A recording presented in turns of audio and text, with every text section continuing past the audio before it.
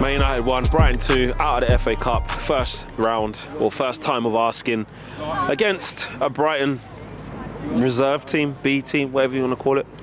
Disgraceful. We've written off another season again. Out the FA Cup first round, out the League Cup first round. Probably not going to get top 10 in the league. Disgraceful. I wanted Amorim gone, but I wanted him gone in the summer so that we could get a full-time manager. I didn't want to go to an interim manager. Let's make that clear. Not good enough. Those players, pathetic. You usually get a manager bounce. They can't even do that. A lot of them players can F off. And this board, who are the biggest problem, Ineos and the Glazers, are an absolute disgrace. They're ripping the heart out of this football club. It's just you just don't recognise it anymore. You don't even know how to dissect it. You're just running out of words and adjectives to describe like what's happening here. It's just a joke, honestly. Like Lisandro Martinez, Dalot, Mason Mount, Cunha, all of them, but those four in particular should hang their heads in shame today. Honestly, that Martinez clearance, people will think that's a good clearance. No, it's lazy, it's half-hearted, straight to the Brighton player. He could have put his foot through it. Dalot, how many times were he just giving the ball away inside his own half? Mason Mount, bland. It's just what he is. Like, he's just a basic football player. Cunha, he needs to pick himself up. I think he's talented and I think he's a good football player, but it looks like he's forcing it and he's got like main character syndrome. He looks like he's trying to force it too much that he wants to succeed. It's actually affecting his performances big time. So he needs to shape up. He needs to realise that it's not just about him when you come to a big football club. You have to let the other players come into the game, but just not good enough. And that's the thing, Dan Fletcher has challenged these players in his first press conference before Burnley. He was like, listen, I'm here to help the players, but it's their season. They got to cross the white line. They've got to do it. They've got to show the improvement. They've got to show this, that, and the other. And that's what they put out. They know the fans have been through absolute turmoil. You went out to Grimsby in the first round of the Carabao Cup. This is your only chance to win something. Did they play like it? Absolutely not. It didn't look like they was up for it. They had no idea what they were doing. They were just clueless for large parts. It's going to be 2 seasons in a row, no trophies.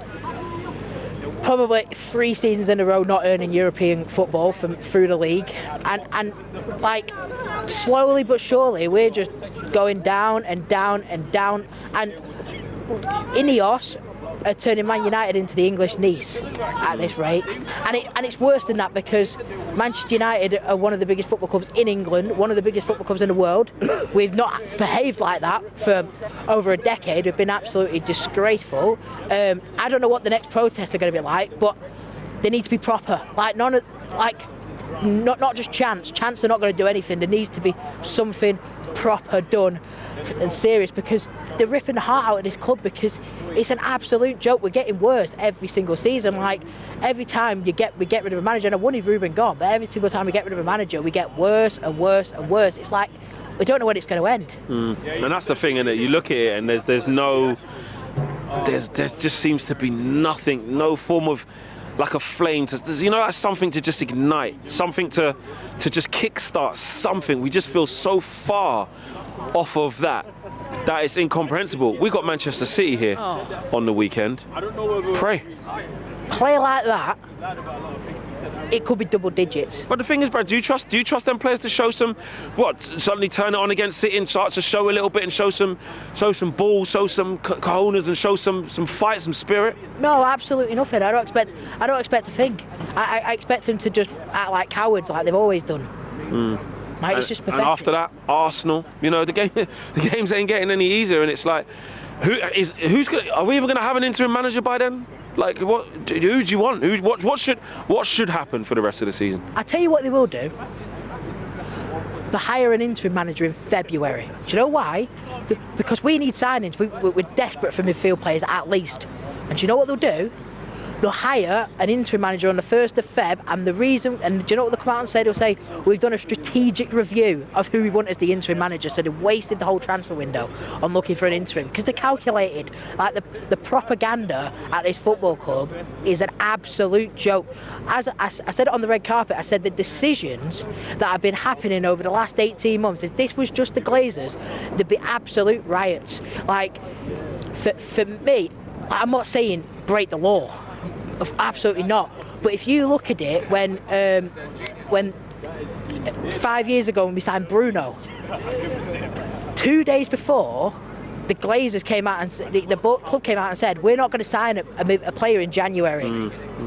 One day later, they went round to Ed Woodward's house. They probably should not have done that. But guess what? It got changed. And we signed Bruno the day after. When the European Super League was going to happen, we broke into the stadium and the game got cancelled and the whole European Super League got ruled out.